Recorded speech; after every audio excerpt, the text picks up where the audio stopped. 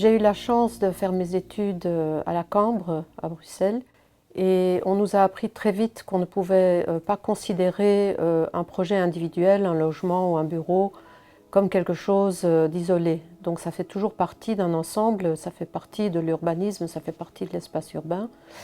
Et quand j'ai commencé ma pratique en tant qu'architecte, forcément j'ai fait quelques maisons unifamiliales et j'ai vraiment compris ce qu'on avait essayé de nous enseigner.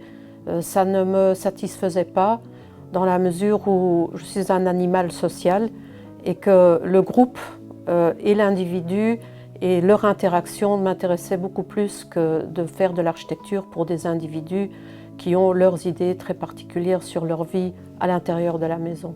Donc pour moi, très vite, le logement est devenu un module urbain, quelque chose qu'on pense avec l'espace urbain. Et c'est ça qui m'a conduit aussi à faire beaucoup d'urbanisme à Luxembourg, toujours combiné avec le logement ou d'autres unités d'utilisation urbaine.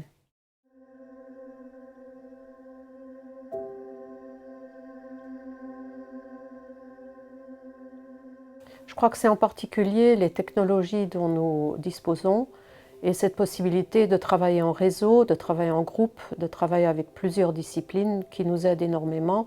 L'urbanisme ne se pratique pas de manière individuelle. On n'est plus à l'époque de l'architecte-auteur. Ce qui m'intéresse aussi en ce moment, c'est que nous sommes obligés de penser plus recyclage.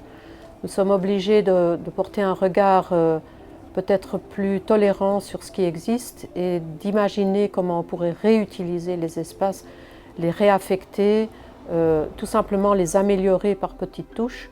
Et je crois que c'est ce besoin de faire des économies qui rend nos métiers encore plus passionnants.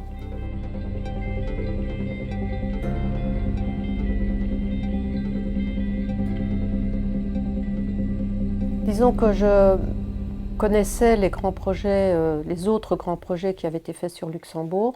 Et j'ai réussi assez rapidement de convaincre les autorités publiques, les maîtres d'ouvrage, de penser à un quartier mixte, donc de penser à un quartier où on pourrait vivre. Parce que quand on a commencé sur le master plan de Belleval, c'était quand même encore très par zonage, monofonctionnel, etc.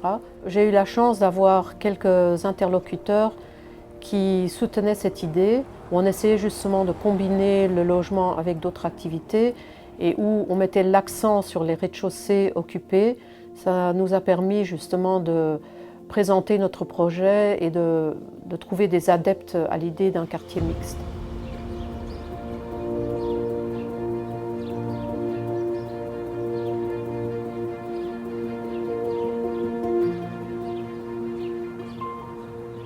Je pense que c'est le parc Belleval parce que c'est lui qui permet justement d'être très dense sur les différents quartiers et d'avoir des échappées visuelles vers des espaces de nature.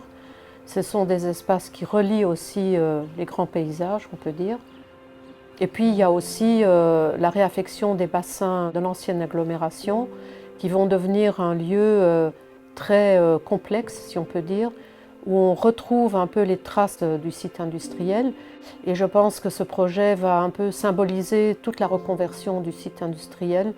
Et je suis très contente du projet qui a été choisi pour ça parce qu'il va faire comprendre le site dans son entièreté.